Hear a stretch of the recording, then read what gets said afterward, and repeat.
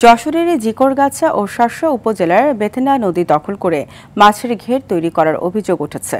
নদীর বিভিন্ন অংশে বাঁধ দিয়ে মাছ চাষ করায় ব্যাহত হচ্ছে পানি নিষ্কাশন। এতে জলাবদ্ধতার সৃষ্টি হচ্ছে অন্তত ৩০টি গ্রামে। বর্ষায় ফসলের ক্ষতির পাশাপাশি ভোগান্তিতে পড়েছেন কৃষকরা। বেনাপোল সংবাদদাতার তথ্যচিত্রে আরও জানাচ্ছেন ইফতেসামুল গনি।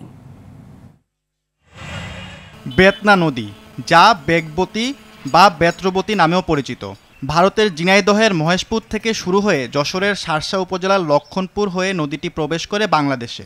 এটি শার্শার শিকারপুর থেকে জিকরগাছার রাধানগর পর্যন্ত বিস্তৃত। বহুদিন ধরে নদীর বড় একটি অংশ দখল করে মাছ চাষ করছেন স্থানীয় প্রভাবশালীরা। ফলে প্রতি বছর বর্ষা মৌসুমে নদীর পানি উপচে ঢুকছে বাসাবাড়িতে। আবার কৃষকদের ফসলি জমি, মৎস্য খামার ও সবজি বাগান সহ বিনষ্ট হচ্ছে কোটি কোটি টাকার সম্পদ। অবৈধ স্থাপনা ও বাঁধের কারণে নদীতে স্রোত না থাকায় বিভিন্ন অংশ ভরে উঠেছে কচুরিপানায়, ছড়াচ্ছে দুর্গন্ধ।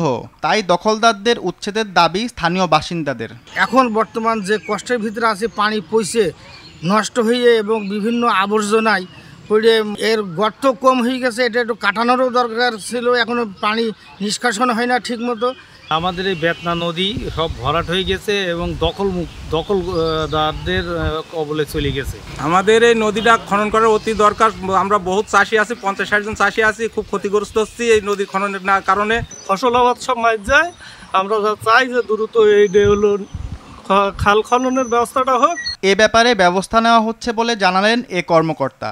জেলা নদী রক্ষা কমিটির যে মিটিং আছে, সেই মিটিংয়ে এই যে অবৈধ স্থাপনাগুলো আছে এগুলো উচ্ছেদের জন্য প্রক্রিয়া করা হচ্ছে এবং এটা উচ্ছেদের জন্য একটা ম্যাজিস্ট্রেট নিয়োগ দেওয়া হবে। সেই ম্যাজিস্ট্রেট সাহেব এই অবৈধ স্থাপনাগুলো দ্রুত উচ্ছেদ করবেন।